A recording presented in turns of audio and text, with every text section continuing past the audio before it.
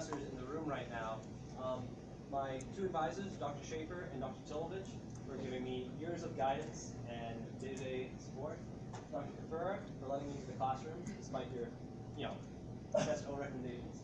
Dr. Jones, your theories are the groundwork of this presentation. And Dr. Conrad for also using my software and giving me lots of mentorship from abroad. Without the five of you, I literally would not be standing here right now. So I really appreciate it. So today, I'm going to be talking to you about using pedagogical data sets to motivate introductory courses in computer science. And the major research question I'll be answering in doing so is, can a data science context motivate introductory students, particularly non-majors? In trying to answer this question, I made a number of contributions, one of which is a model for more precisely describing introductory student motivation with respect to course components. Along with that, I've created a number of new technology projects, new ways of managing and creating data sets, and a large collection of data sets to go along with that. These data sets have been used in actual introductory classrooms where I've gathered evidence for the efficacy of data science as a motivating context, and some interesting data that connects course components with engagement outcomes. This work has been published a number of times in a number of places. We've had two SIGSI papers, one of which was awarded the SIGSI CS Ed Research Best Paper Award. We've had two Splash E-Talks and a paper into IDICE, where I was second author. All of this is directly related to the work I'll be presenting today. I've had a number of other papers that are related, but not exactly in the same area. We've had a Blocks and Beyond paper about BlockPy, which I'll talk a little bit about today, and some papers into CompStat, IEEE Computer, and Dr. Shaffer and I had a special session on instructional design, which unfortunately is not presented today, but it's pretty interesting stuff. So, that's the justification for all this work in terms of being published. Before I dive into the meat of my presentation, though, I want to implore all of you to feel free to ask me questions. Stop me, ask for clarification, bring up an argument, bring up an idea. Feel free, even if you're not in the committee, although I certainly invite the committee to do so, to raise questions. The best way to stay engaged during a long, boring presentation is to raise your hand and be in there. The outline for today's presentation is pretty simple. I'll start by talking about the motivation and justification of my work. Then I'll dive into the prior work in this area.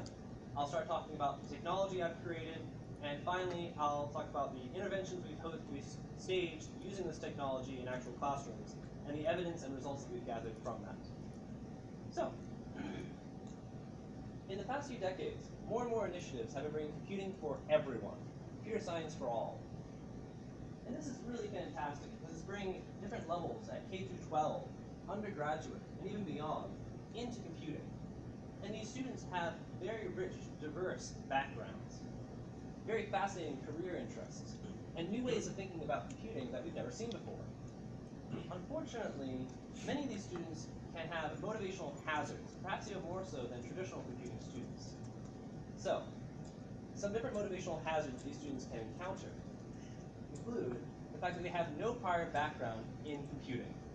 For many of these students, this is the first time they've ever really been in a real computing classroom, or they're not just doing advanced keyboarding or Microsoft Office. So they're left wondering, well, I've never done this before. Second, for many of these students, they feel that they can't do it. They know that they've never been in the classroom before, and they worry that means they won't be able to do it now that they're here. This means that they have low self-efficacy, that they don't feel that they can accomplish the task set before them. And they're left wondering, am I going to be able to do this? Third, for many of these students, they're unable to figure out why they're even there. They've been shanghaied into taking this course because of some university credit. And now they're wondering how this connects to their long-term careers in biology and history and criminal justice. And they're left wondering, why am I here? So, when we're talking about student motivation, it's helpful to have some theories to rely on. And this is the theory that we'll be using in this dissertation, the music model of academic motivation, created by Dr. Jones, who is here in my committee right now. The music model of academic motivation is different from other motivational models because it was specifically created for education and attempts to be a holistic model that covers all the aspects of motivation with respect to academic motivation. It is composed of 5 factors, and the theory suggests that if students perceive one of these 5 factors to be present, then they will become motivated. 5 factors being, first, empowerment, that the students have agency over the learning experience. Second, that useful to their long-term or short-term career goals. Third, that they can be successful, that they have self-efficacy with the tasks at hand. Fourth, that they are interested in the material, either situationally or because of some personal identity. And fifth, that they feel cared for by the stakeholders in the learning experience. This includes their teachers, their classmates, their TAs, their dorm mates, even their family back home at some level. The theory suggests that as long as one or more of these is present, students will become motivated. And when students are motivated, they become more engaged in the material. And when they're engaged, this will ideally lead to positive engagement outcomes, such as persistence in the face of difficulty, proactivity in completing assignments, attendance during lecture, and hopefully, more learning. So learning is a whole separate idea from motivation, and there's many different theories of learning out there. In my research, I rely largely on situated learning theory, which is a very complex theory with many parts. And I don't want to try and cover the entirety of situated learning theory today, but I do want to give you one of the core ideas, which is this idea in situated learning theory that learning is a function of the context and the activity and the culture around the experience. So you have these beginners who become experts as they get more and more involved in a community of practice. And crucial to this idea is the separation between content and context. Now, this is not a binary sort of thing. This is a spectrum. On the one end, you have all of your learning objectives and knowledge components that make up an introductory computing class. The ideas of decisions, iteration, recursion, data structures, a whole host of topics that we want to try and teach students. But on the other side, you have this anchor, this framing story that you use to sell the experience to the students. Game development, mobile development, web development, media computation, scientific modeling. And in between, you have secondary learning objectives that might facilitate learning the context, but not necessarily directly related to your content. Teaching students how to use a particular development environment, or using the command line, or using a debugger, or how media computation can represent images in your computer. I don't want to get too caught up in the middle there, but it's very important to understand the separation between the context and the content. Now, computer science has sometimes been referred to as stodgy and boring by certain people. Now, that's okay, but a lot of effort has been put into trying to make the experience more palatable for introductory students. And one of the primary ways this has been done is through fun and interesting learning contexts, game development, or in some cases, media computation. For those not familiar with the media computation project, this is a project where introductory students work with media and sound, audio, video, manipulate it using Python functions or Java code or whatever in order to change it, remove red eye from a photo or something. So they're learning real computational content, but in the context of media manipulation. And these and the related methods were really positive for bringing students into computing and getting them excited, having fun, and being interested. But there's a little bit of a problem here, and that's the idea of authenticity. So this is a very important element that's talked about in a lot of the situated learning theory literature. There's this idea that the learning experience, the context that surrounds the content, needs to be able to connect to the real world and be relevant to the students and what they want to learn in the long term. And this has been explored before with respect to media computation. I want to point out this really cool paper done by Guzdial and Dr. Guzdial and Dr. Tu, about a decade ago, where their idea was we can imagineer an authentic learning experience. Now, they took a media computation course, and they presented to students as an authentic learning experience of what actual professional computational graphical artists would do. That the way that they can write Python code to remove red eye from photos was actually what real graphical engineers do. This is, of course, completely false. Anyone who knows anything about graphical art stuff will tell you that this is not really how they go about doing it. But they got the TAs in on this, they got the instructors in on this, they told everyone to present to the students this unified front that this is a legitimate, authentic thing that real professionals do. And the students didn't buy it at all. They said, no way, Jose. They had a good time. The data they collected suggested the students were in some ways motivated, but they were at no point believing this was a useful, authentic context. The paper goes on to draw some other conclusions, but I think it's valuable to recognize that authenticity is difficult to convey to students. It's a difficult sell in some cases, and it helps to just be honest if you can. Here at Virginia Tech, about 3 years ago, we were tasked with creating a new course for introductory students of every discipline, for non-majors, non-computing majors. And we asked ourselves, how can we make this an authentic learning experience? And the thing we came back to was this idea of a tidal wave of data, a tremendous amount of data confronting every major and every discipline, requiring new computational methods to tackle. This was the crux of the idea, that we should teach computing in the context of data science, as an authentic learning context that students would be able to engage with and be motivated by. So, not an original idea necessarily. There's some prior work here. Going back even a decade, real-world web APIs have been incorporated into introductory classrooms and CS2 level. More recently, there's been a very big upswing in the interest in this. Sullivan presented a data science curriculum for non-majors. Silva had big data, actual big data methods for introductory computing majors, MapReduce, NoSQL, that sort of thing. Paul Holt had statistically flavored sort of data science experience for the introductory students. Anderson presented a special session a couple 60s ago where they talked about the idea of bringing real-world data sets into computer science classrooms. And the Bridges project by Subramanian is an ongoing research effort to bring data sets into data structures and algorithms courses. Unfortunately, persistent in all of these is a lack of evaluation of any sense of how well this is working for students. There's a much longer literature review in my dissertation if anyone's interested, but this is just a flavor of what's been going on. Yes? So you talked about the importance of motivating students and keeping classes from being stodgy and boring. I've taken an extremely boring Physics 1 course and an extremely boring Chem 1 course. Why does computer science need to be interesting? And why do we expect it to be interesting from the get-go?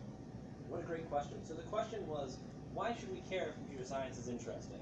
Why, especially from the get-go, should it be interesting if other majors aren't necessarily expected to be interesting?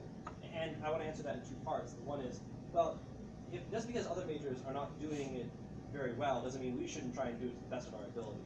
I don't think that was exactly the question you're asking, though. The question is, well, why should we try and make it interesting? With the music model academic motivation, it says that there are 5 components that we need to make the students one of these. And we might be able to get them interested. We might be able to get them to be convinced that it's useful. We might be able to convince them that they're going to have some control over the learning experience and be able to make their own way. As long as one of these 5 things is present, in theory, we've won. Theory. Now, some students are naturally interested in computing. They don't care if we go in there and talk about dinosaurs or data science or game development. They're going to have a good time. Those students, we pretty much already won the battle of motivation. But there are many other students who don't necessarily have the same feeling. And as I described earlier, for many of the students we work with in these non-major courses, their response is more fear, a very negative emotional response. All they know about computing is, oh, it's that really hard thing that my second cousin, who's a total nerd who lives in his mother's basement, can do. So we want to start broadening our courses, not just for computing majors who are excited about the material, but have it for non-majors who are, sort of afraid of this experience. We have to start looking at every different avenue of approach that we possibly can, is my argument at least. I want to push on that a little bit. What is different about computing versus physics and chemistry was the other example that was used? Or for that matter, British literature or African American studies or any other field we might choose from the university. What's particular about computing? It's a good question. So the question was, what's different about computing that justifies all this research into student motivations? And there's 2 ways to answer this. One is, well, we're not special. All of these courses should be concerned about student motivation, and they are concerned with motivation. The music model has actually been used in a wide variety of courses, including music actual classes, English classes, introductory student classes. I believe it's been used in several engineering disciplines. So other courses are concerned, other disciplines are concerned with student motivation. Now, that said, I do think we're special. I think computer science has potential above and beyond other majors as a cross-disciplinary platform that we can be integrated in other disciplines, and we have benefit in a wide way that we should be in other classrooms. We should have non-majors coming in, taking our courses, benefiting, and taking that back to their own discipline. So we should be casting a wide net and bringing in more students. And when we cast a wide net, it makes it harder. It makes it harder to have those students be motivated in the same ways that we've traditionally relied on. Does that answer your question sufficiently? Not completely, but Okay. we'll go on. Feel free to bring it up again No, later. I I'll will. see if I can get some definitely will. Okay. Well, I think one, I don't know if it's a question, but one one thing you have to answer in your own mind is the field better off if more diverse people are included in it? And I don't know the answer to that, but if that's true, then that's one reason to get a wider variety of diverse views in the field. If not, then maybe it isn't. But you know. Yeah. I'll make the editorial that absolutely, it is absolutely 100% better if we have a greater diversity in our field. Well, All right, we can now have we're some getting- evidence for that. Now we're getting somewhere. Is there a particular problem in computer science that no other major at this Oh, university has? absolutely. All right, This is. now we're getting somewhere. What is that Oh, problem? yes. So computing has a very serious problem in terms of diversity. Any number of dimensions that are very easy to point to in the data. So the most obvious one is we have a very serious gender problem in computer science. So roughly, so this morning, Wait, I don't see how this is relevant. it's a little bit different. Because you're not talking about, I don't recall you ever talking about converting these people into computer scientists. You're talking about getting them to take this course and learn something about computational thinking. I can still work with this though. So you bring up a good point of, we're not talking about computer scientists. The goal is not to try and convert anyone here and anyone in these classes to become computer scientists. We want them to be more engaged with computing, which is a much broader thing, to have jobs that incorporate some computing and where they use computing methods much more readily. When they have a problem, that one of their first thoughts in their toolkit, not necessarily the first thought, but a first thought is, let me go write some Python code. Let me go bring up a spreadsheet. Let me go use a computational method. And there's this idea of end-user programmers, people who are not really programmers, but who are sort of on the outskirts of this community in computer science. And they actually make up perhaps the silent majority of computer scientists, or I should say computing users. Now, when we talk about these sort of people, they're secretaries, they're biologists, they're every different discipline out there, and they're using computing, and they don't realize what level of sophistication they have. They're programming, writing scripts. So when we have these people who may or may not actually be using much in the way of computational thinking, but potentially could, we want to give them a voice. We want to try and increase their presence, not just in our community, but within themselves. To be able to understand that they are also computational thinkers. And my argument is that the current culture that we have in computing, in some ways, sort of resists this because of the lack of diversity. Because we have predominantly male culture, predominantly white culture, predominantly, in many ways, we are the stereotypical white, straight, cis, male sort of situation. Now, this is somewhat relevant. I mean, a lot of my research that I'll be presenting today talks about things of gender. Unfortunately, I don't have enough data to be able to talk about things like race and everything. Just to tie it back to my research objectives, I will make the case that data science is a context that can at least work very well for both genders, and that may in fact work better than some other contexts that don't work as well for multiple genders. Does anyone want to try and ask me to take this in a different direction? Because I'm happy to talk about gender and You should computing. probably move on. We'll come Okay. back to it later. Okay. It's a very interesting conversation. So, the slide was meant to convey to you that there is some prior work in this area, but that the work is inadequate, that inadequate amounts of evaluation have occurred, and more problematic from some perspectives is that there is really not as much data as you might think. Now, there is of course tons of data, but it's not necessarily ready for the students.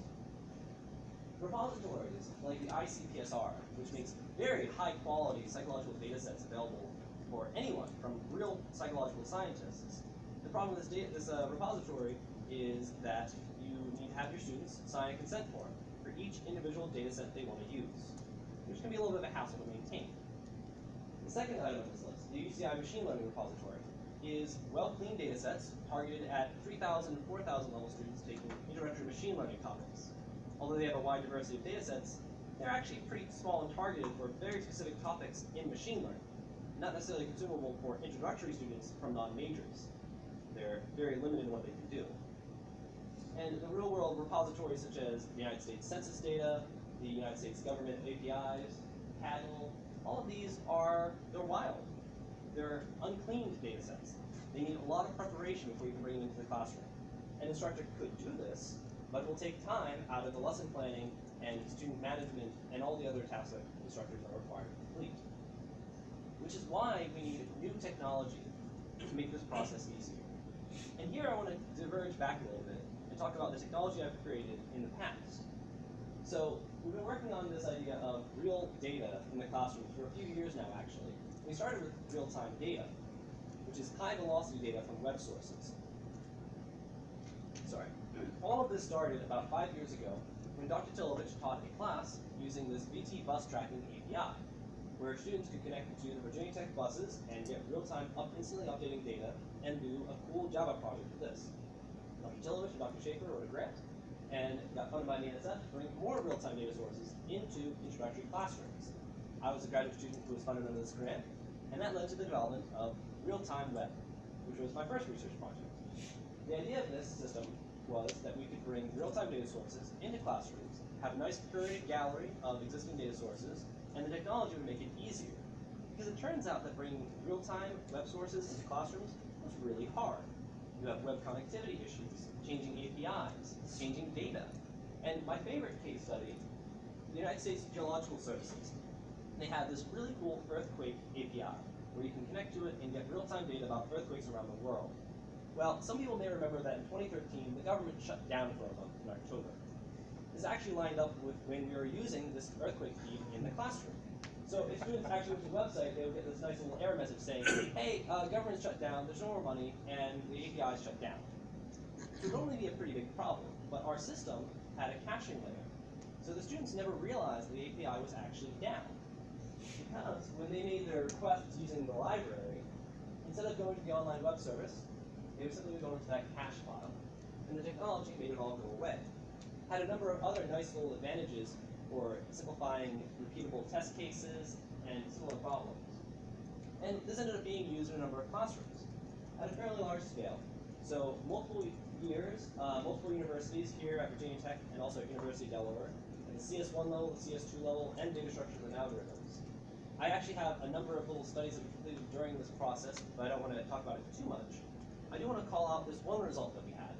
So this is from a survey of 370 students. Regrettably, only 14% were female, so it's hard to draw conclusions there. But we were asking students about their interest in and their sense of usefulness towards different introductory contexts. So these are all computing majors, the CS1, CS2, CS3 level, and this is at 2 new universities. I think the interesting thing here, when we're talking to computing majors, is that they weren't necessarily more interested in data science, or sorry, real-time data as a learning context, but they did agree that it was useful. So here we start seeing the first ideas of some of my dissertation's thesis, that data science is a very useful, compelling context. Now, real-time web, though really cool technology, had some limitations to it. First of all, we were using with introductory computing majors, many of whom were already excited to be there, who didn't necessarily need the compelling context to get excited about learning computing content. So, in some ways, the impact was always going to be a little bit small. There were some technical challenges regarding the real-time web system. One of them was a very bad architectural design. We had these spec files that could be used to generate libraries, and then those libraries were going to be hand-tuned. Now, if the original spec needed to change, you then had to redo those fine-tunings by hand. And that became pretty bad, pretty unmaintainable very quickly. Keep that lesson in mind when we're talking about the next project. But the last problem was the biggest deal breaker. It's hard to find good real-time web APIs.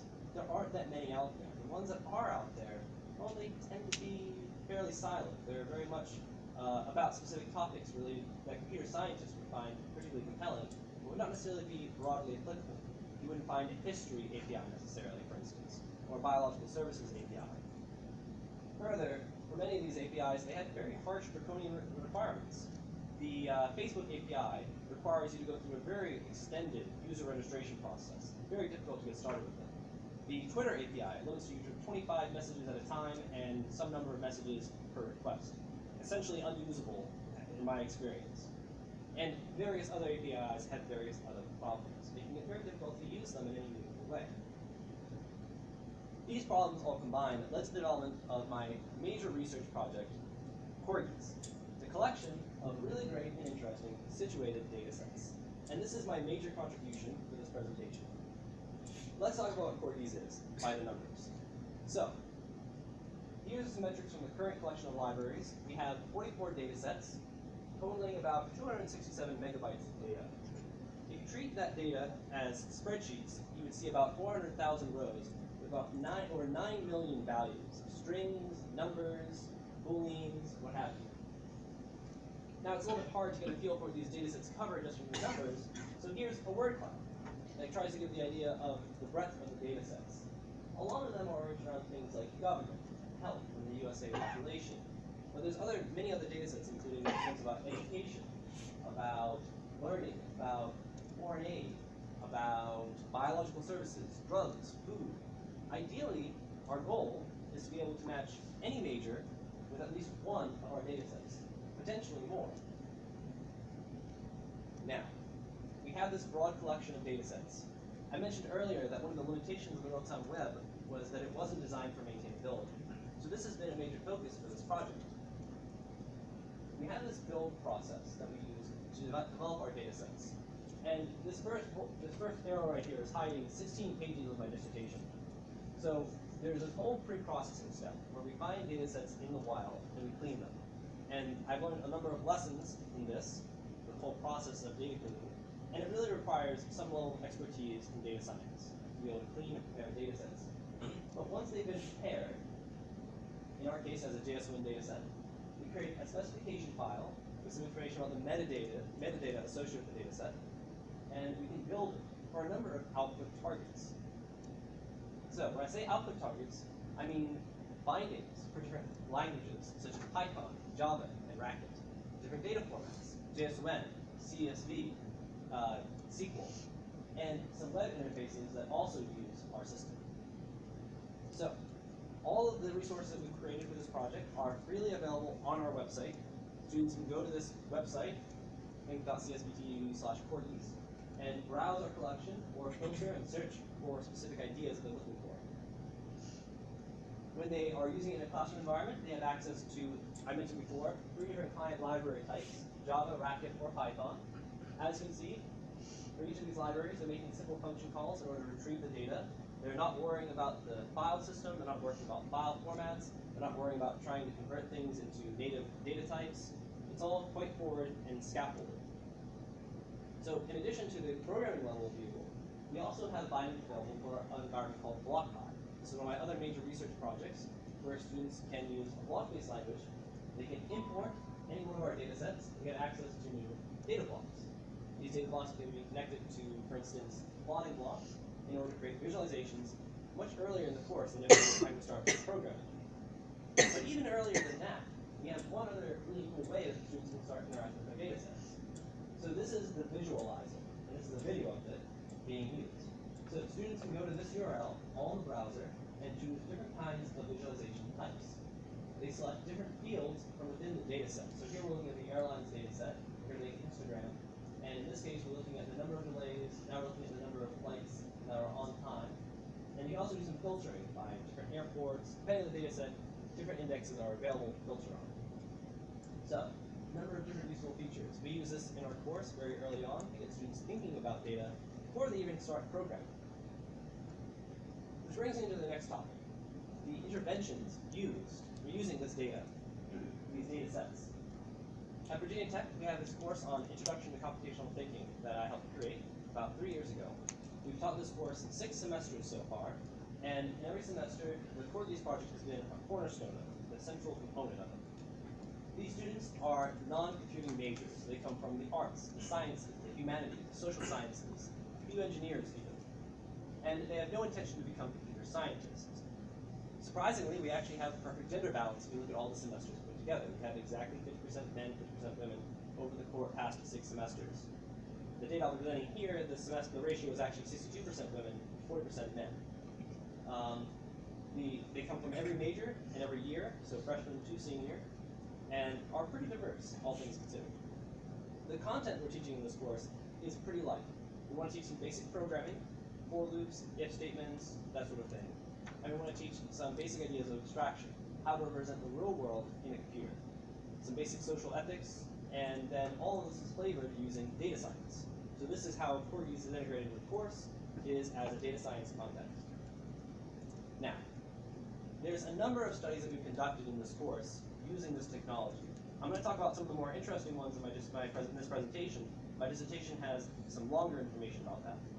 One of the first things to talk about was, well, is the course successful? Did we actually teach what we wanted to teach? Evaluating the course can be a very difficult thing. So I modeled my evaluation after an evaluation done by Dr. Guzdial with a media computation course. They established 4 criteria for evaluating the course. 1, retention, that students wouldn't be failing or dropping out or withdrawing. 2, that they would be interested in pursuing more computing down the line. Not necessarily becoming more computer scientists, but at least being interested in learning more about computing. 3, that there would be a well-kept gender ratio.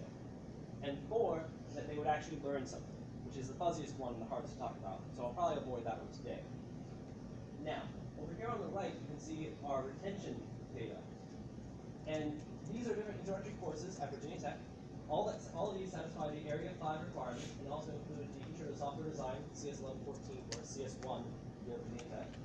And as you can see, our DFW rate, the numbers of Ds, Fs, and withdrawals in the course, is actually very low. It's comparable to the lowest set of courses, in fact, and definitely beats the other introductory programming courses. So this is also commensurate with the kind of numbers that the media computation course came out with, suggesting that in terms of retention, by these metrics, we seem to be doing a pretty good job. I previously mentioned that in terms of gender, we're also doing a pretty good job. We've had 50-50% women and men, suggesting that this course seems to be balanced in that approach. I'm not going to talk too much about learning. I'll talk about computing in just a little bit.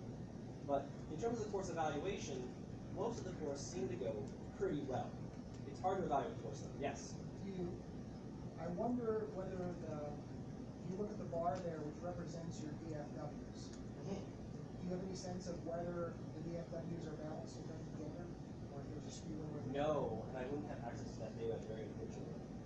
The university does actually publish the pass-fail rates for every single course offered that anyone can get access to. So this is data you were able to get from a public source. You have to have IRB and FERPA, et cetera, to get that. Oh yes, it would be much harder to get.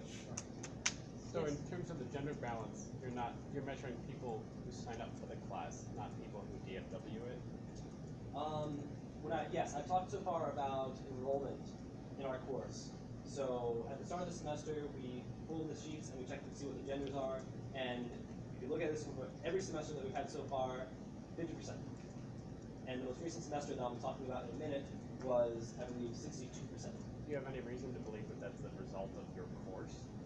Well, I would like to believe that we've been able to get a good sell to the students, and that the students who keep coming back hear that, oh, this is a course that you would be interested in taking, that they're not turned off by the content, that their friends are able to give them a good recommendation for it. When you say sell, what do you mean? So, so the question is, what do I mean by sell, and in particular, what do I mean by having to bring students into this course, and what's that relationship with students' perception of the course as being going through different genders? The idea of creating a course, it turns out, is also connected to this idea of selling a course, of being able to convince undergraduates to take it. Now, there has been talk about requiring every undergraduate at this university to take an Introduction to Computational Thinking type course. But currently, we're not requiring any undergraduates to take this. We simply fill the Area 5 requirement that currently exists in the university's requirements. So, at some level, we have to sell this course to the undergraduates. We've had to create promotional materials, we've had to create some flyers, that sort of thing, and convince students, hey, enrollment just opened, please tell your friends about this course if you had a good time. So I don't want to make it sound like we're out there, hawking some cheap medicine to students or anything, but at some level there is some amount of marketing involved. And I think that one of the positive signs that we've had continued growth in the course and continued high responses from the students is because we've done a good job designing it. The students see this, they feel that, and they tell their friends, they tell their classmates, they tell their dorm mates to come take these spots. That's my explanation. Are these the other Area 5 options? Yes. Is that a complete list of them? Yes. Or? Okay. Plus the introductory computer science class, which doesn't technically fill the Area 5, but it actually sort of functionally does. Sure. Do you have a sense of the gender balance in the other options? I am afraid I couldn't tell you. So you're not sure if this 50-50 is sort of common or an outlier? Yes, absolutely. But We have no data about that. But doesn't everyone have to take one? Everyone has to take one, but we have no idea. And the university is presumably roughly the gender balance, so But you gotta go somewhere. You might expect some courses to have more than others. Well, yeah, without trying to choose I'm anything. sure they do, but it is a good point. The collection has to be gender balanced, so the question is, where are they going? Right. It's a great question. It's not a bad sign. But since we aren't affecting that. Right. It's outside of my control, certainly.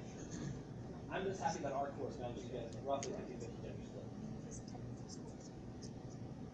Other questions? Remember, don't be afraid to ask. So, this is one way of evaluating the course. But we're really interested in student motivation. So let's pivot a little bit and talk about this survey that I administered in the course. At 3 points during the semester, I administered the same survey, once in the future tense, once in the current present tense, and once in the past tense. The first survey occurs near the very beginning of the course, after they've had a chance to interact with some of the material, before they start any of the programming curriculum. The second survey occurs directly after they've completed the on-the-rails programming material. These are the daily assignments for small programming problems where they come in, complete a few, and then go home. There's no bigger project there. They've got no real grander vision. It's just, here's the daily grind sort of thing. Not to make it sound too boring. The final one, however, is after the final project. The final project is self-directed by the students. Students are instructed to choose their own data set, make their own questions, and discover the answers by creating visualizations using computational methods. So this is much more free. This is much more free for the students. Now, this survey is a little bit complex. Let's talk about the first 10 of them. We have 5 elements of motivation: the empowerment, the usefulness, the success, the interest, and the caring that the students perceive in the learning experience. Now, there's also a large range of course components that students can perceive. For this survey, I've extracted 5 course components I felt were most important for the students' learning experience, and the students will be most readily able to perceive. So this is students learning to write computer programs, learning to work with abstraction, learning about the social impacts of computing, working with real-world data related to my major, and working with my cohort. So we have 3 pieces of content associated with the major learning objectives of the course, the context, and a major facilitation that is present throughout the course. Students work in small groups and get to work using similar stuff. For this part of the survey, I asked 25 statements. I gave them 25 statements that cross-product these motivational components with these course components. And then students are presented with a 7-point Likert scale, from strongly disagree to strongly agree, and asked to respond to each statement. So, 25 statements, things such as, I believe it will be useful for my long-term career goals to learn to write computer programs, and so on. So this is where some of the most interesting evidence comes in, that this may actually be a motivating context. And the first one I want to call out is students' response to the idea of the usefulness of the content and the context in facilitation. So, for this graph, we're going to see several graphs that are shaped like this, so let's spend some time understanding what it's like. Each of these bars represents the entire class of students, all 100% of the students. They are shifted left and right over the middle line based on how many gave positive responses or negative responses. In this case, we have strongly disagree or strongly agree, and the neutral response being in the middle. So, if they say they weakly agree or strongly agree, that's positive in the blue. If it's strongly disagree, the weakly disagree, it's negative in the red. So, over here on the y-axis, and the x-axis, the number numeric there, is the percent of students who fit that description. Over on the y-axis, we have the 5 categories relating to the 5 course components for a useful set of questions. So, for instance, this one right here is the student's perception of how useful it is to learn to work with real-world data connected to their discipline. If you check the trend here, and each of these individual bars represents a trend over the course of the semester. The first survey, the second survey, the third survey. Is anyone unclear on the graph represented here? It's a little bit complex, a little bit dense, but it says some very interesting things. You'll see some variation in the other motivational components. The N was 85 students out of a class of 100, so 85% response rate, not terrible. 62% female. And the major takeaway from this graph that I would posit to you is that students perceived that learning to work with real-world data was very useful, more so than learning to write programs. They perceived the context as being more useful to them than the content. This is essentially evidence that students were motivated by the content, at least at some level. So, this is usefulness. Let's talk a little bit about empowerment. So this is where there's a bit of a more interesting result, some nuance. So, none of these are particularly low. All of them end up being within the only about -10 and 10 to 30% of the students suggested a negative response for the most part. However, we see a certain trend repeated here of a V-shaped level of motivation. So students over the course of the semester suggested that they felt less empowered after they completed the small programming assignments, but they felt more empowered after they had a chance to work on the final project.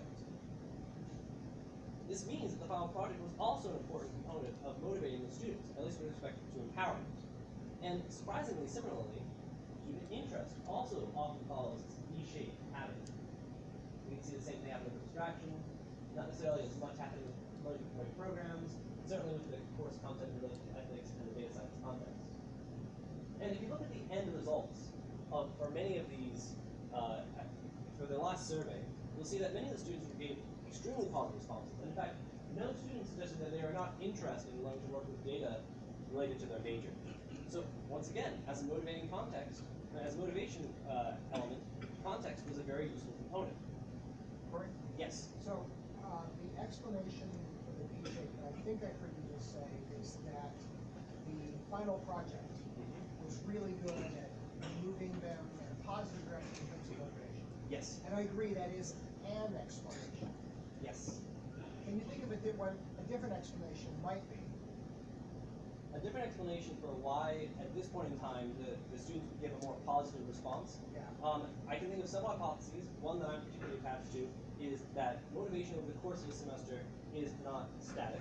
Yes. In fact, it always follows a consistent pattern, and I've seen previous studies on this, but not many, that suggest that during the semester you get some doldrums in the middle, and it goes back up at the end when you're excited to be done. Exactly. So That was one what I was potential explanation for this Yes. is very reasonable, Yeah. but it's not necessarily seen with the other motivational components. Okay. That's why I do want to say that I think that there is some evidence that, at least for this one, Got it. there was a stronger V-shape because of some other factor other than the consistent effect across courses of the doldrum during the middle of the semester.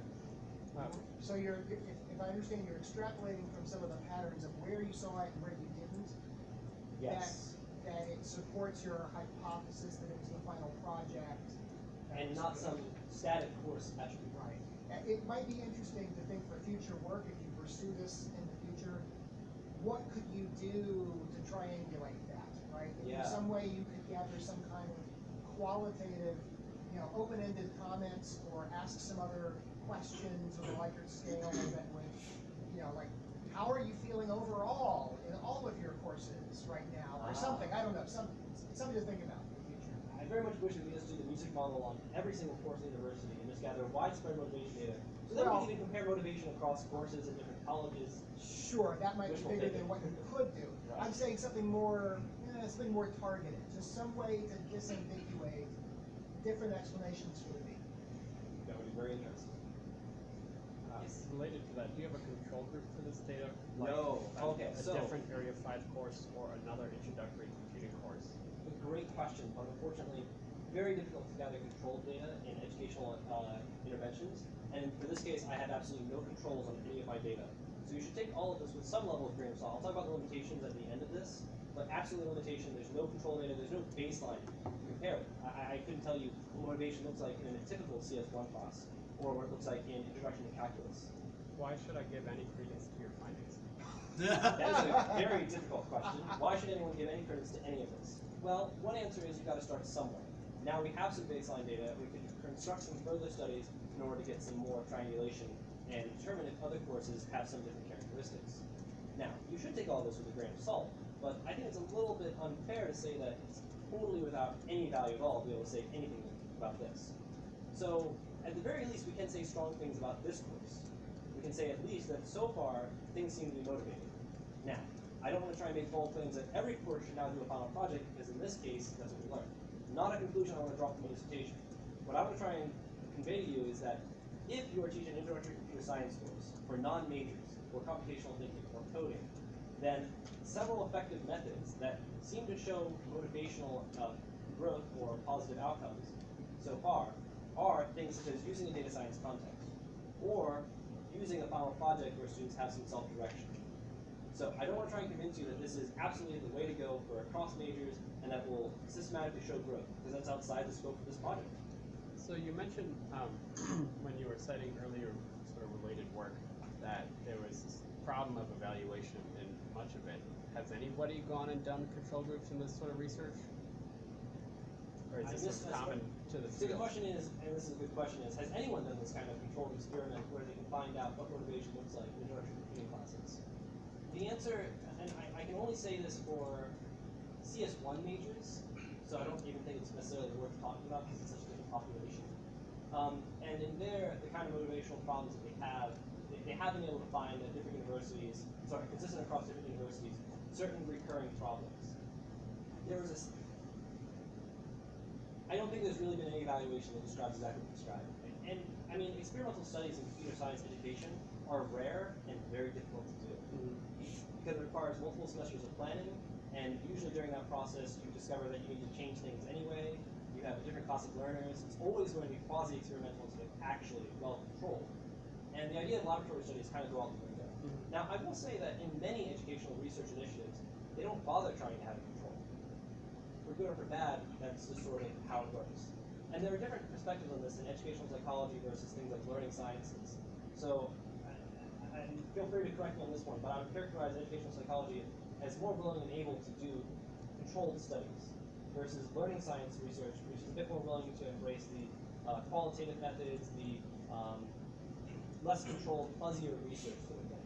And that's not necessarily always true, and I know you've done a lot of studies that are more in the latter, and you've also done a lot of studies in the former. But in general in education, it's a little bit less controlled and empirical than we see in traditional computing research. Thanks.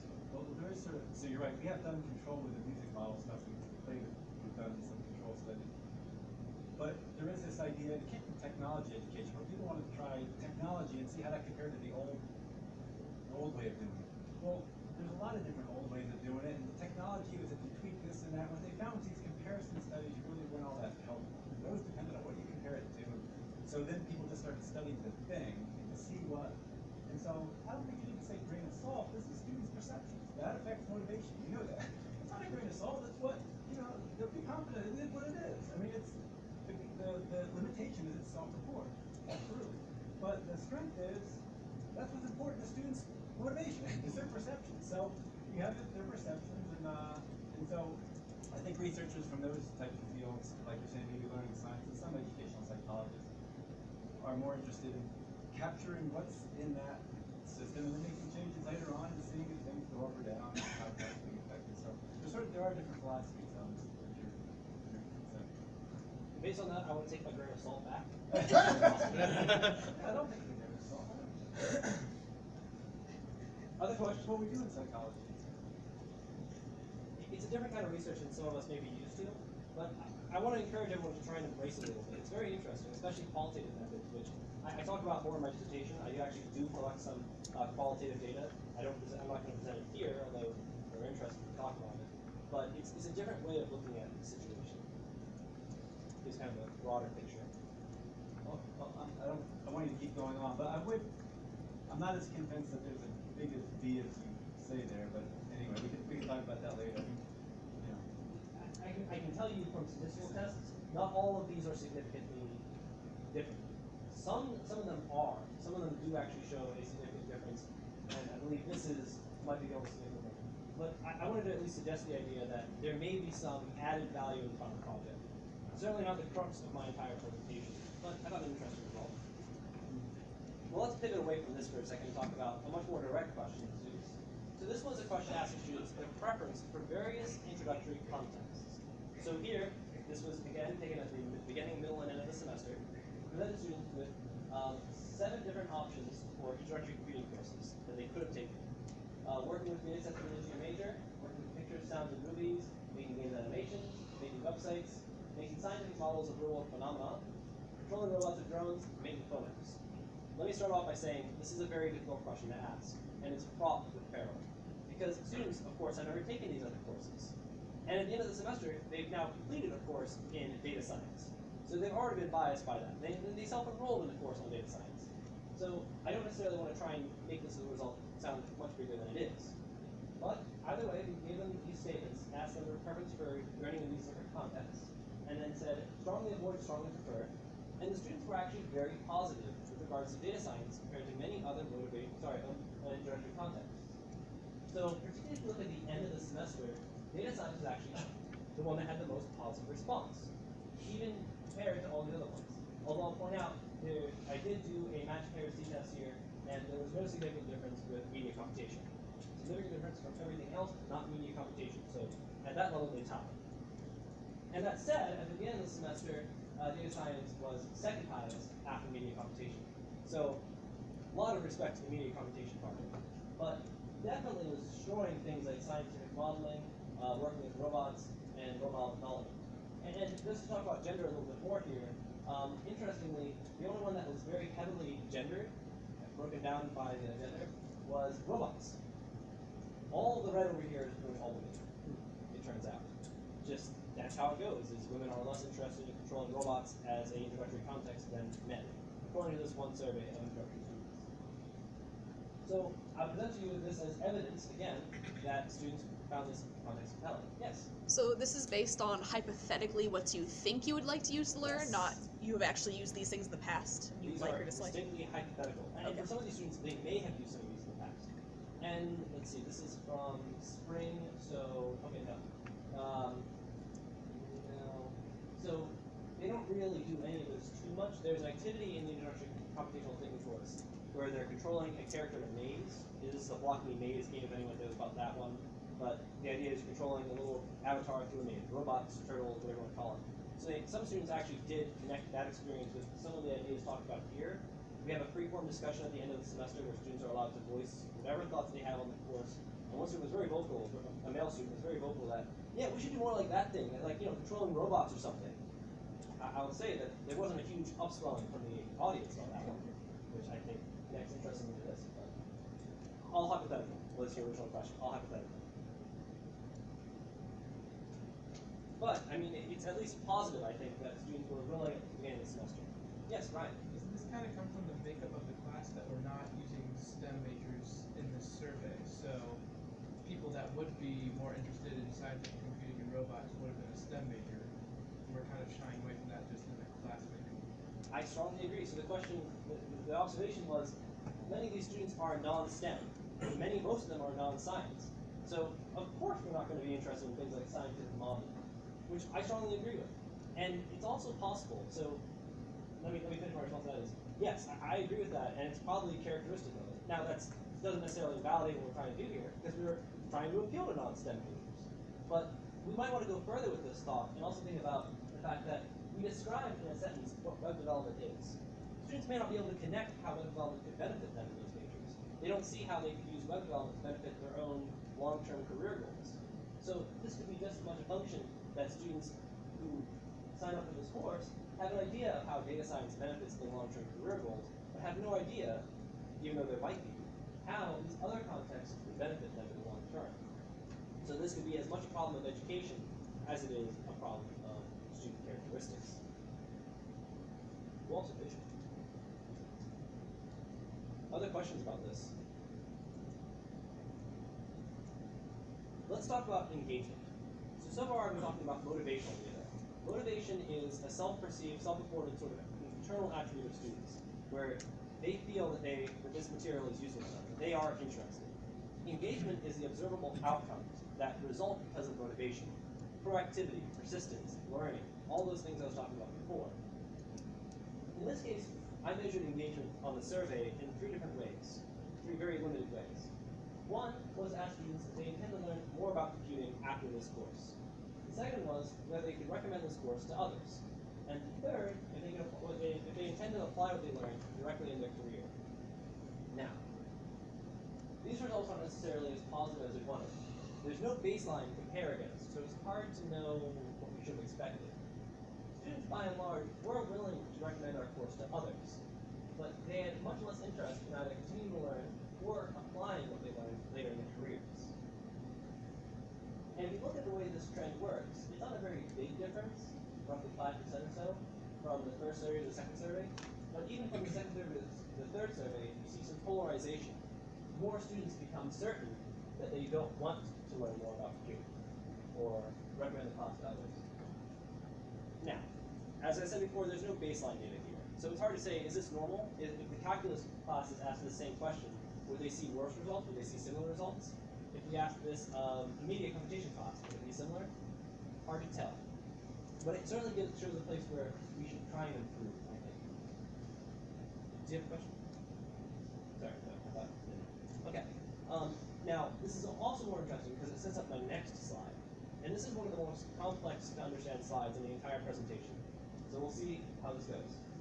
We have here a table with 5 motivational components on the y-axis, the columns, and the rows are the different components of the course.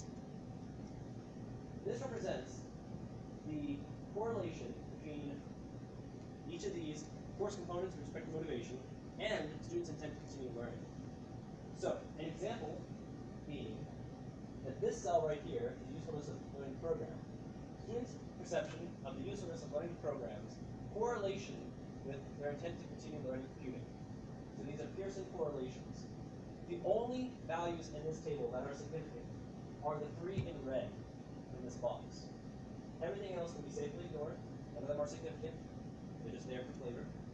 So the only thing that was significantly correlated, and moderately correlated, I should say, with students' intent to continue was learning to program. The major course content of learning to program was the only thing significantly correlated with their intent to continue learning computing. Particularly their perception of how useful it was, how successful they were at it, and how interested they were at it. Learning to work with real-world data was not significantly correlated with their intent to continue learning computing. My explanation of this data is that if you're focused on the engagement outcome of getting more students to learn about computing, the best method may not be to peddle very strongly the data science context. That may get them in the room, that may get them excited and motivated, but it will not necessarily be the thing that they base their future classes, learning experiences on. Instead, you might want to try and get them excited about the course content, about learning to program itself. Now, the phrasing of this question does have some impact here. When students are asked if they intend to learn computing, well, what do they associate with computing? Apparently, first and foremost, programming. So there's obviously some overlap there. But it is interesting that the data science context was not the distinguishing feature. Does anyone have any questions about this slide? Or other results? Yes. Yeah, I'm still trying to make sense of slide 42 and this slide. So slide 42 is about the usefulness is highest for the context.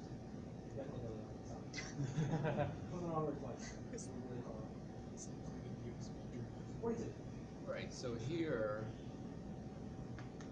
the summary at the bottom says, student sense of usefulness was highest for context, but lowest for content. Then when you ask them about engagement,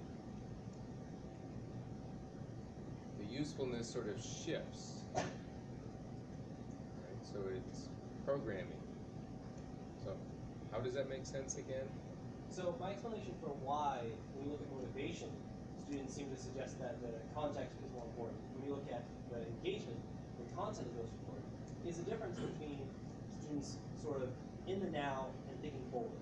When we ask the specific engagement question, what are you going to try and learn about later? Are you interested in learning more about computing? They're thinking further down the line what they want to make their career goals about. And when you ask them if they want to learn more about computing, they're thinking very specifically about what computing is and should they learn more about it. As opposed to this other question of, did you find it useful to learn about data science? One perfectly reasonable explanation, I think, is that they found it useful to learn about data science.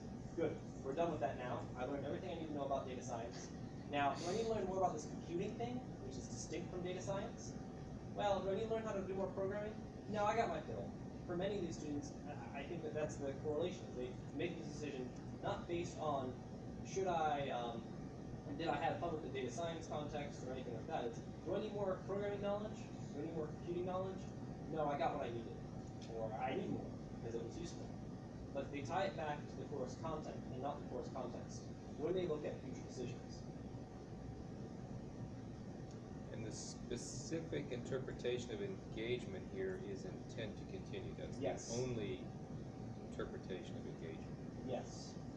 So in my dissertation, I talked about other engagement outcomes, and I don't think I talked very much about learning outcomes. So I talked about engagement outcomes at a very high level. And the sad thing is, for many of these outcomes, they don't correlate very highly with motivation. Now, it's hard to know why. In some cases, it might be the sample size. In some cases, just those two things don't correlate very well.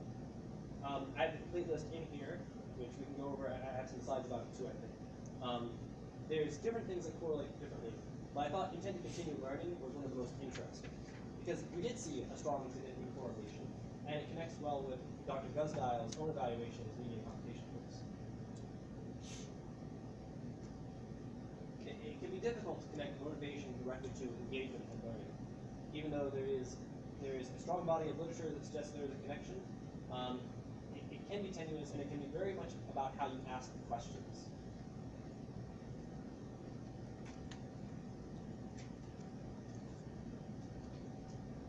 Other questions? Well, and it's moderated by the amount of time students have and all these other factors. Oh yeah, and you know, one of the scary things here is you might ask the same survey a different day of the week and gotten a different answer. There's a lot of factors involved in student motivation and students' intent to continue.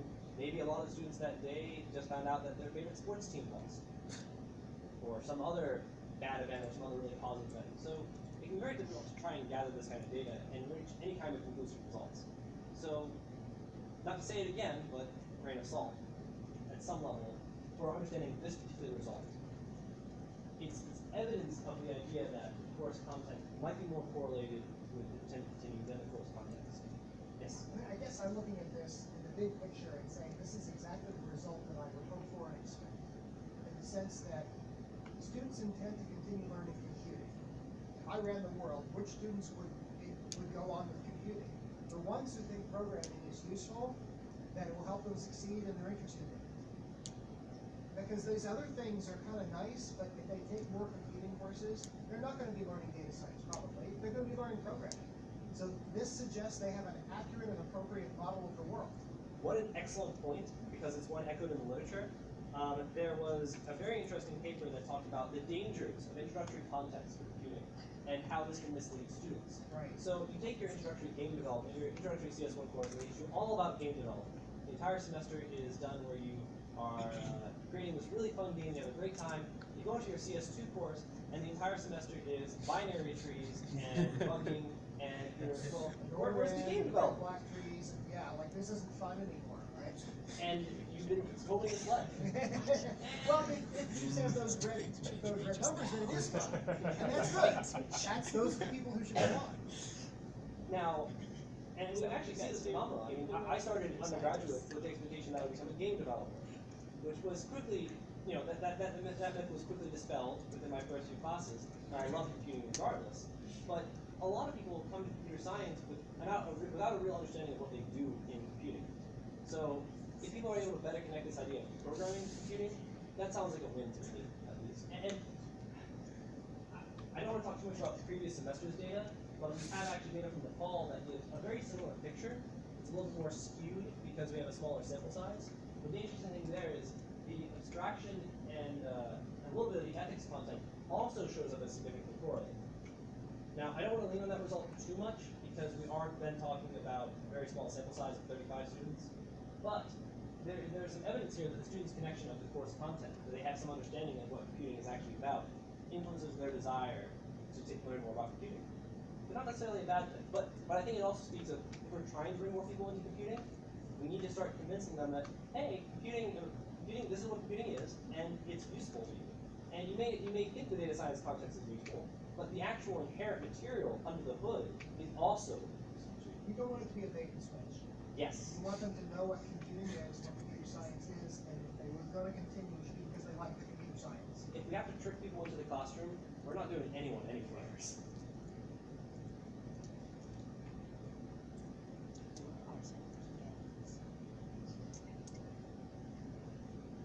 We can get back into this, but now I'm going to just briefly go over some of the limitations of the work we just presented. The students that were included in the survey were ones who had already completed the course. They completed all 3 surveys and gave consent.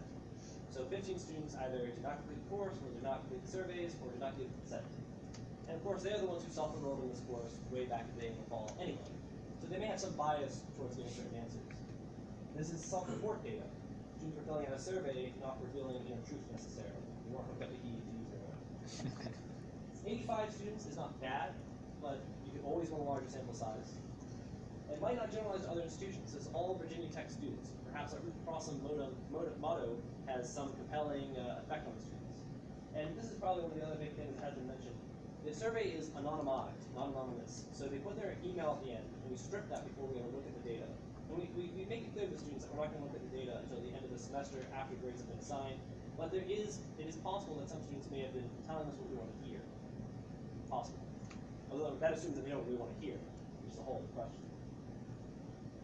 So I want to summarize some takeaways from the presentation in terms of data science being a preferable context for students, that it was a motivating context for students, that the format of the final project was also a compelling piece of motivation for the students, that the context, and in particular data science, might be able to provide motivations in ways that contexts such as media computation or game development can't, in terms of usefulness and also authenticity. And then finally, although context is important, the content may be more connected to the engagement outcomes that we're sometimes concerned with than the context is. There's a lot of future work that this project can evolve into. The Corgis project in particular is a software development project that could always benefit from more data sets, appealing to a more diverse base of majors. The data sets that we currently have could always be improved. They'll need to be updated and maintained with new data. Many of them are historical in nature, but represent ongoing phenomena.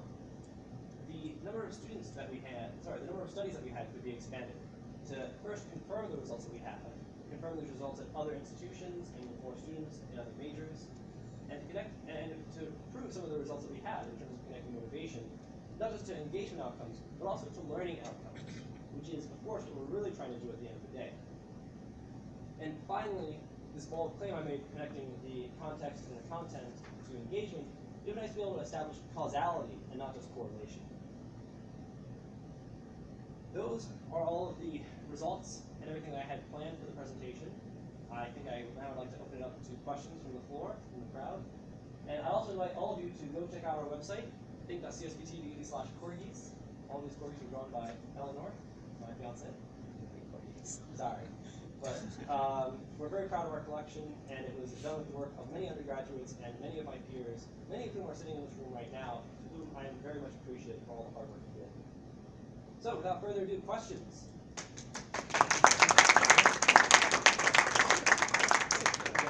So could you go back to the takeaway slide? I don't know if I can. So of these 4 bullets, only the second one is phrased in a definitive way. The others are seem, can seem, might be. Is it too late to go back and make it seem less definitive? Well, so this is the chance to do that. Of these 4 things, where are you hanging your hat? Where's the... I want to hang my hat on the first one, and maybe the third one to some extent. So the only one's definitive, you're not going to take that. I don't want any of them to be definitive. I don't want to try and present Wait a minute, anything. isn't the first one a matter of fact or not?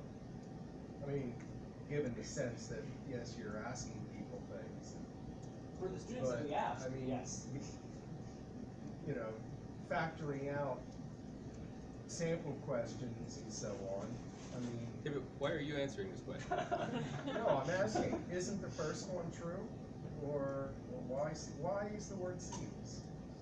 Yeah, I'm trying to support I understand. you. Why is the word seems in the first one? Why is the word seems in the first one? Because I didn't want to factor out sampling questions and the fact that this is the only population we had access to. I don't want to try and make a claim for the entire population of all students at all undergraduate institutions taking these introductory courses. Data science is preferable context. For our students, I can certainly say, yes, it was a preferable context. At the end of the semester, we won. But in terms of the general population, I don't want to try and make that too strongly a claim. So by seems, do you mean our data supports my research hypothesis? Yes. Yes. But we should understand the normal limitations of this type of research. Absolutely. And I would have put all of that in there, but it would be a little bit dense. And you said it so elegantly that now there's no. Well, I think when you put the word seems up there, It weakens the argument too much. weakens the argument. It's very difficult to say that long thing I just said with 1 or 2 words, but that would be something you might want to look into. Just prefacing, in this study, data science was preferred, you know. It's a good study. Our results show that. It takes a couple of words. Yeah. Right.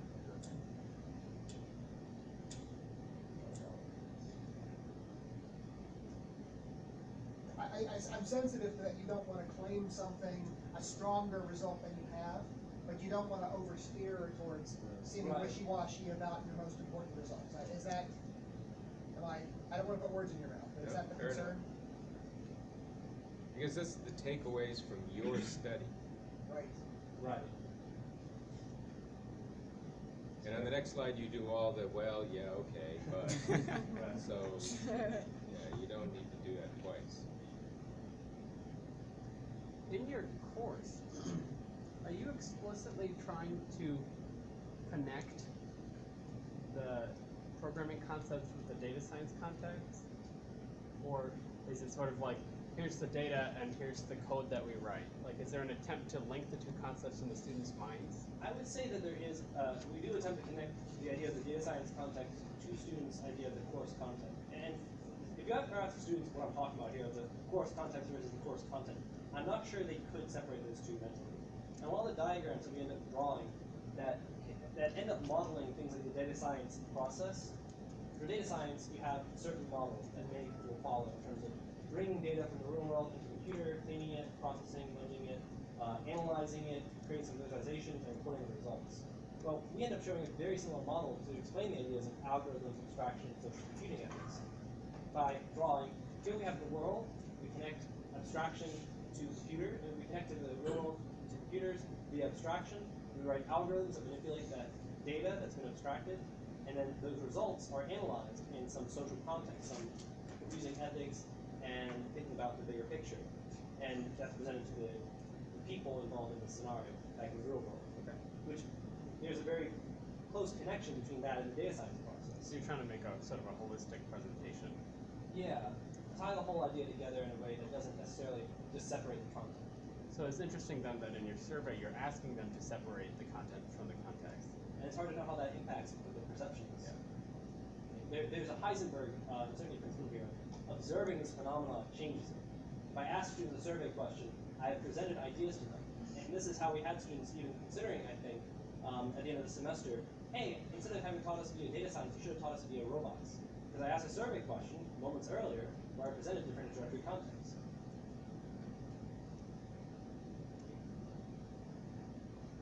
Other questions? Yes. So the one section of your dissertation where I loved your dissertation, almost Thanks. 99% of it. There was 1% of it in which I was sort of deeply disappointed because I got this tantalizing introductory sentence and then I'm like, where's the rest? And it's section 326 on page 59 where you talk about what the students actually did with Corey's data. I'll read you just a couple sentences and give you, maybe 2 minutes to give you what that section would have looked like if you had written 3 or 4 pages. Okay.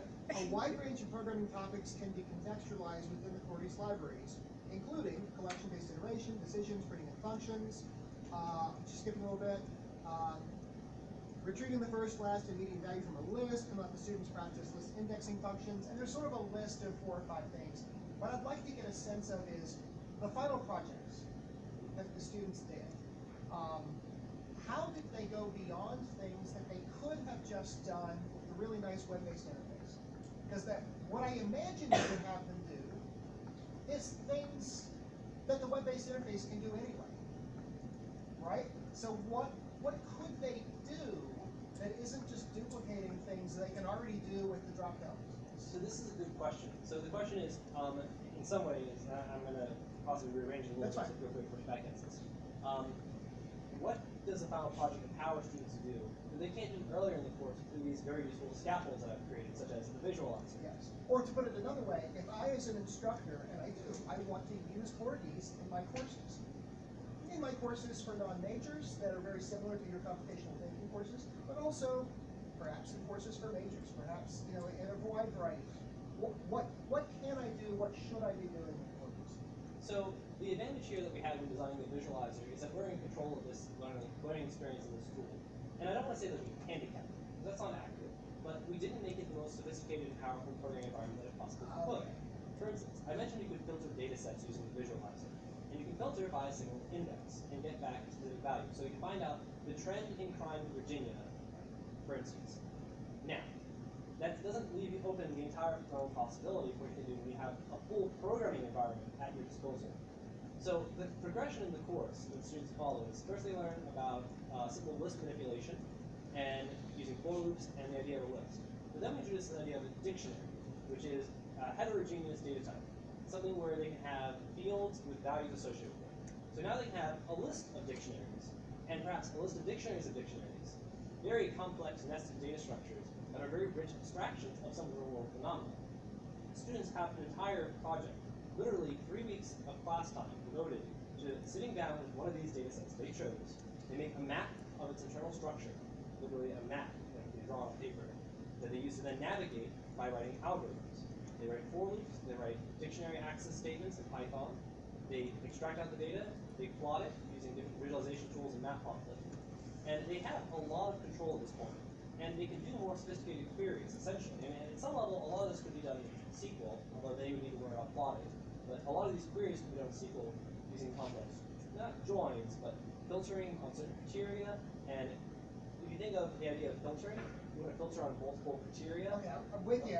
Just for sake of time, Yes. can you jump ahead? Can you give me 1 or 2 examples of a concrete project like this data set, student X did thing Y?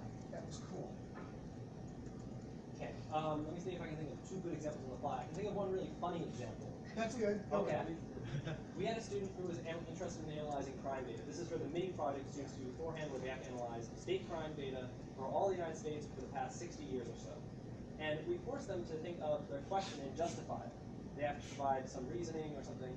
But this student decided to make a very interesting question, which was the release of Finding Nemo associated with an increase in crime?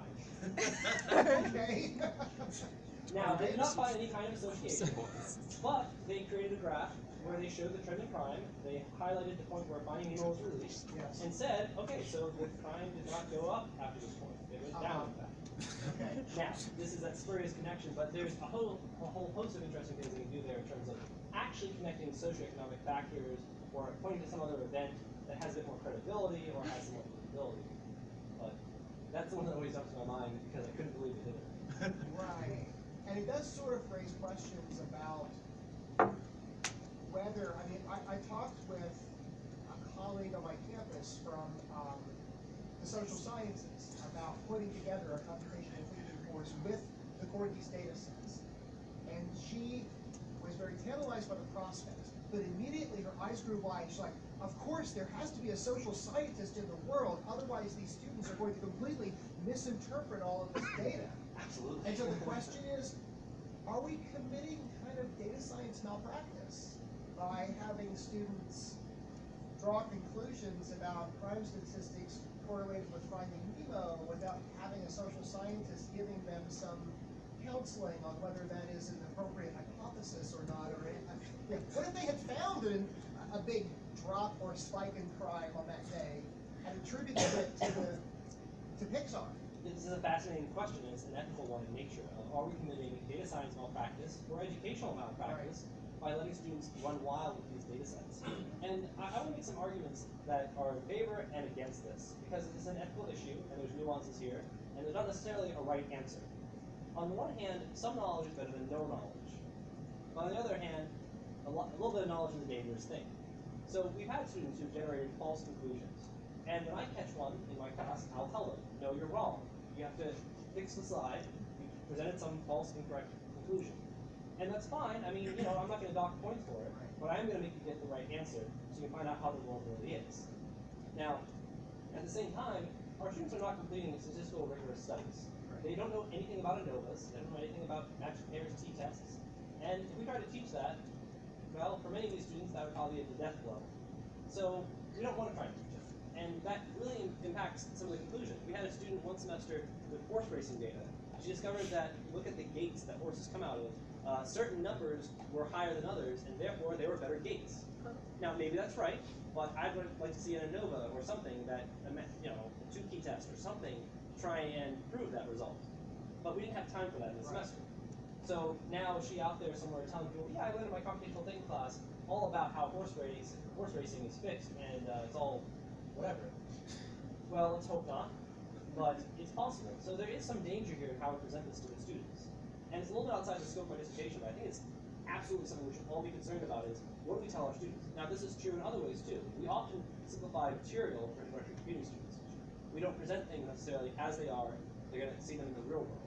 We make simplifications, we give them frameworks that don't necessarily exist. And every time we do this, we run a huge risk of lying to the students. And we talked about this earlier in terms of presenting introductory contexts that are not really representative of the full learning experience for years. Yeah. That's a great opportunity to say, this is what you have, but the next step now would be to do a statistical test. And that's what real research scientists do. In the social science, for this question, we need to go back and see if there's a theory to support this. So that's the opportunity. Say, yeah, you're not all the way there yet, but that's how these other fields come in. There are theories and there's so, I don't see that as the downside is if you don't say that, let them go. But the upside is if you explain that to them or they come to understand that, that's a great learning experience. So that's great. And also look at it from a different perspective. Questions like that, complex questions like that, they arise in an introductory computing class for non-majors. Yes. Yes. Look at it from a different perspective, right? Yes. Look at the positive. It's unprecedented, right? Yes. And I think the opportunity here is to try to find the middle ground between throwing up our hands and saying, well, there isn't time to teach them a NOVA and t-tests or do nothing, or going all the way to trying to do that and doing it badly and kind of undoing all your good work, but finding that middle ground that says, this is interesting, but these complex questions have arisen, and this is how it ties. It's kind of one of the purposes of GEs, right? This is part of the GE program at your university, is to try to be able to tie different areas together. Say, this is why you might need to take a course in social science, or you might want to learn more about statistics, because you've learned something interesting, and you're interested, but there's more to learn. I'm sure in an hour I can teach people enough about statistical tests at an appropriate level to motivate why this stuff's relevant. Whether you spend an hour on To that. motivate, yes. One could argue that if you're going to teach data science, you have a responsibility to put in a little bit of statistical training at an appropriate level. But we're not teaching data science, we're teaching computational thinking. Yes. You're not. Distinction. Authenticity, So right? that's an interesting question. The audience you chose to do this thing. You gotta maybe to do that requires a component. And I absolutely believe it does. And I started thinking of secondary learning objectives very strongly in the course. And at one point I sat down and made a course, a listing of all the learning objectives of the course. And there are some secondary objectives which are a lower priority. My students leave the room, they're only going to have a certain amount of knowledge. I can't pick and choose, but I can at least choose where I want them to, I can put my emphasis on. And I really care that they learn about how for loops work. I really care how they learn about dictionaries work. And I would really like them to also understand that crime has gone up and then down as a result of many societal factors and many laws and many environmental regulations. It's a very complex phenomenon. But I have to choose an order, and I don't want to call it the list, but it's a difficult conversation to have. And every instructor is going to draw the line somewhere else. And the course content is in some ways controlled by your department, by your administrators, by your provost, by your own personal subjective feelings. So these are sometimes outside the control of the instructor. In our course, could we teach more statistics? I could certainly spend some time motivating that, but I don't think I could at all teach the idea. It's just Well, you can't teach an ANOVA, but you can. You have to do it to be really convincing. I am self-convinced that if I wanted to come up with an hour presentation to these students that would do the job. For many of the students, Challenge accepted. But that would mean you'd have to give up a class day for that. My first problem is that you're not going to listen to you for an hour. Huh? I don't think I can get them to listen to me for 20 minutes. The joke was that I don't think I could get students to listen to me for 20 minutes, let alone an hour. But I can imagine a class activity or something. Well, I meant, in a day, I'm you could get this information across. I don't know if you can afford to pay for it. That's an interesting thing to think about, because I mean, there is some flexibility in some regards to certain points of the course.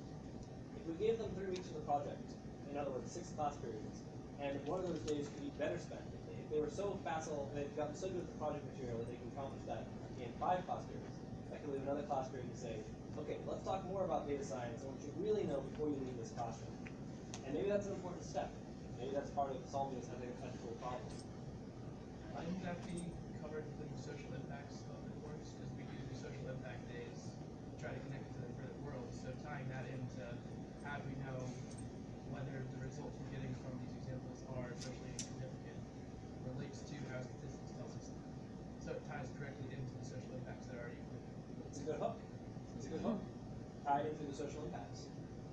Grace? So you clean the data sets before you put them in corgis, right? Did you go through also the step of like documentation of where the data came from, the limitations of the sample and the size, and what it's representative of and So I stuff? mentioned before, 16 pages of my dissertation are dedicated to this process of data munging. And my most important lesson to everyone in this room who is especially the graduate students who are completing their dissertations, document your process, document exactly where all the data came from, provide URLs, not the Google search term, provide exactly how it was processed, keep your Python scripts clean, because when you go back, 2 years later, and you're trying to figure out why line 47 out of 200 is somehow, for some reason, removing the second to last character, and then adding in the third to last character of this other string, you're left wondering what on earth is going on. So some of our data sets are better maintained than others, and the effort I've made in the past year has been to dramatically improve the pre-processing phase and making it repeatable. With the idea of everything you need is in this folder on my GitHub, where you can go to it and say, this is where this data was collected from, the original URL. This is the Python script that you execute to clean this data. If you need to make any changes to it, document it as you go along. Not every data set has this, and those data sets are much harder to work with. The data sets do have it, much easier to work with. So, great question, and absolutely an important thing to do. All right, so maybe we should get to the private part of the. Wait, fast. One more question. Oh, okay. So, 9:30 this morning we received the Etsy reviews. Yes. So when will you have the response? What a brutal question. Just pick a time. I barely read it, unfortunately, but I've gotten some intel from Javier that we should be able to respond to the review at 3 and make some good improvements. I would like to do this sometime in the next 2 weeks. Have the whole thing turned around and get back out with new data added and new sections added. Part of that will be based on my recovery time from this process. All right. Okay, please, all but the committee, please stop the recording. How